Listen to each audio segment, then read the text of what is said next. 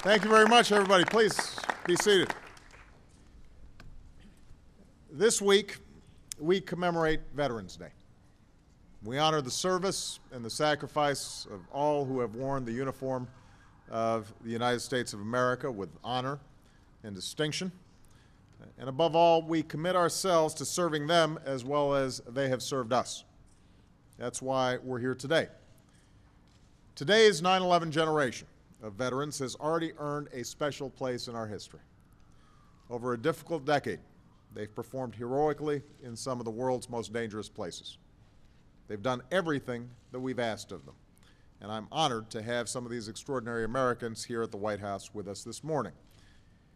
I'm also proud to be joined by some of America's leading veteran service organizations: the American Legion, Veterans of Foreign Wars, Disabled American Veterans, and Iraq and Afghanistan Veterans of America, as well as members of Congress who have historically been extraordinarily supportive of our veterans.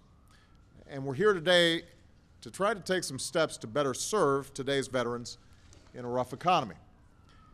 Over the past decade, nearly 3 million service members have transitioned back to civilian life, joining the millions who have served through the decades. And as we end the war in Iraq and we wind down the war in Afghanistan, over 1 million more will join them over the next 5 years. And just think about the skills these veterans have acquired, often at a very young age. Think about the leadership that they've learned, the cutting-edge technologies that they've mastered, their ability to adapt to changing and unpredictable circumstances you just can't get from a classroom. Think about how many have led others to life and death missions by the time they're 25 or 26 years old.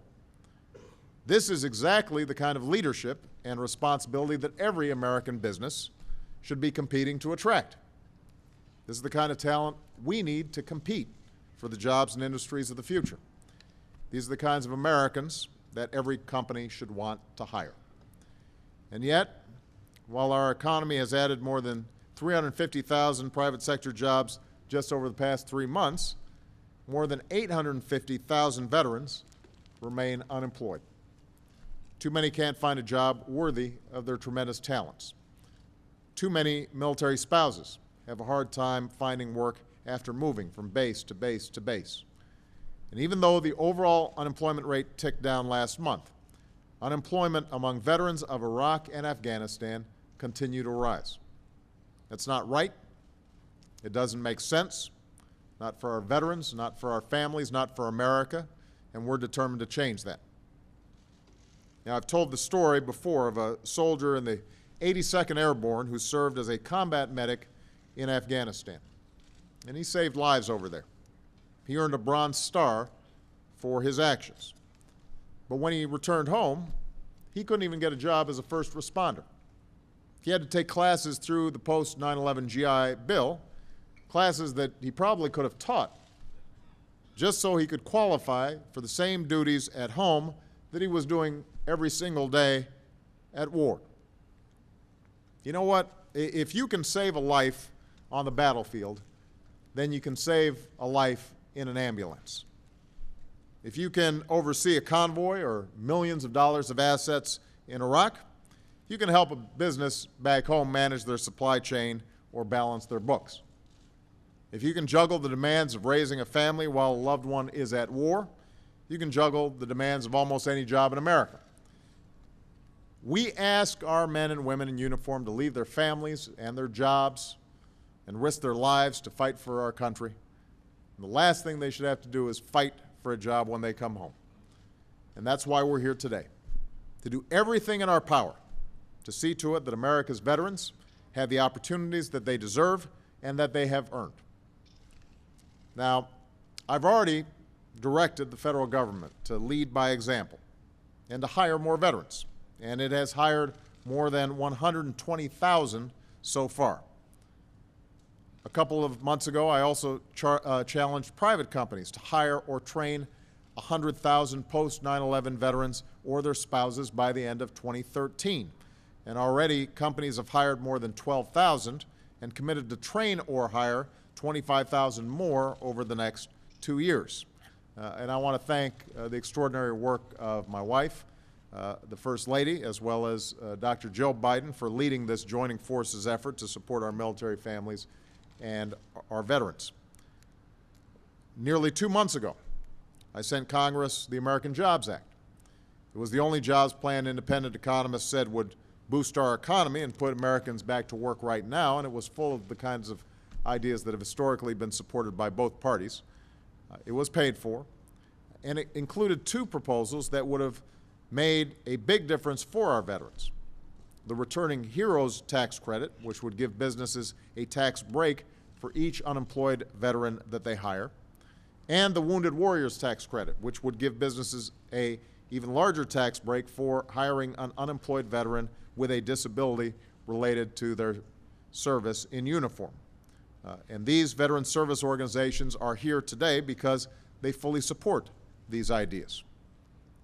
Unfortunately, we have not yet seen progress in Congress. Senate Republicans have so far chosen to block these bills and these proposals. Since then, they've also blocked a jobs bill that would keep teachers in the classroom and first responders on the street, and blocked a jobs bill last week that would have put hundreds of thousands of construction workers back to work rebuilding America, despite the fact that more than 70% of Americans supported the ideas in this bill. Not one has yet stepped up on the other side of the aisle to say this is the right thing to do. So they've had 3 chances to do the right thing. 3 times they've said no. I believe it's time they said yes to taking action that would boost the economy overall, because the overall economy has an impact on veterans. It's a lot easier for veterans to find jobs if the economy is growing rapidly and unemployment is dropping. And I think it's important for all of us to remember that we're all in this together. It's time we started acting like it. Bold action from Congress ultimately is the only way we're going to put hundreds of thousands of Americans back to work right now and rebuild an economy where everyone who works hard has a chance to get ahead. So I'm going to keep pushing these senators to vote on common sense, paid-for ways to create jobs that members of both parties have supported before. But what I've also said is that I'm going to do everything in my power as the head of the executive branch to act on behalf of the American people, with or without Congress. We can't simply wait for Congress to do its job. As Commander-in-Chief, I won't wait, nor will I let politics get in the way of making sure that veterans share in the opportunity that they defend. If Congress won't act, I will. And that's why 2 weeks ago I announced a new initiative to help trained veterans get jobs in the medical community.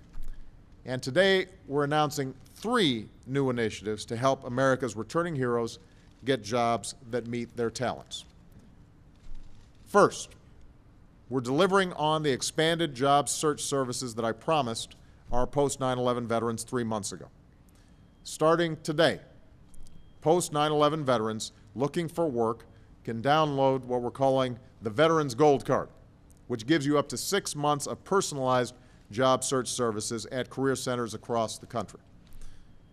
Second, we're launching an easy-to-use online tool called My Next Move for veterans that allows veterans to enter information about their experience and skills in the field and match it with civilian careers that put that experience to use.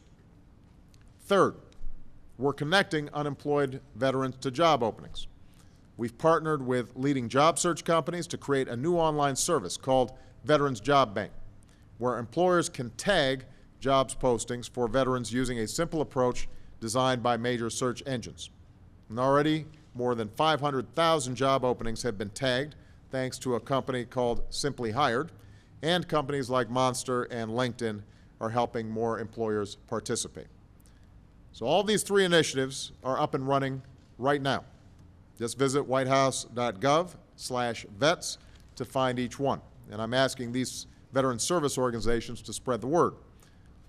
Connecting our veterans to the jobs they deserve isn't just the right thing to do for our veterans, it's the right thing to do for America.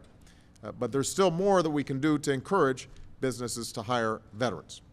And this week, Congress will have another chance to do the right thing.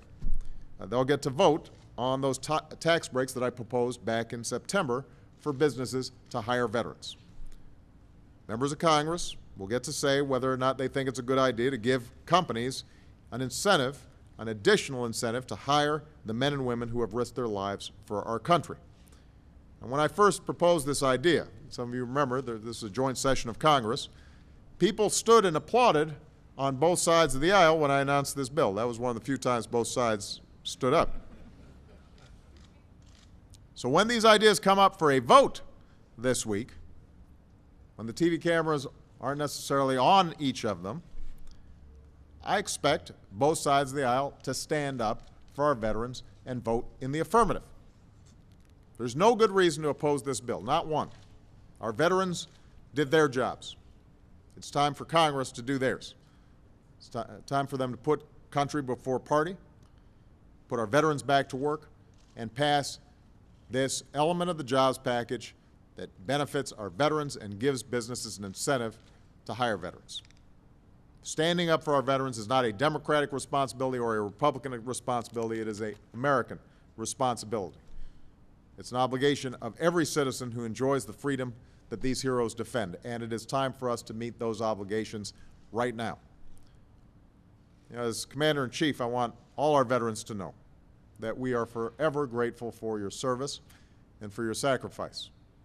And just as you fought for us, we're going to keep fighting for you, for more jobs, for more security, for the opportunity to keep your families strong and to keep America competitive in the 21st century.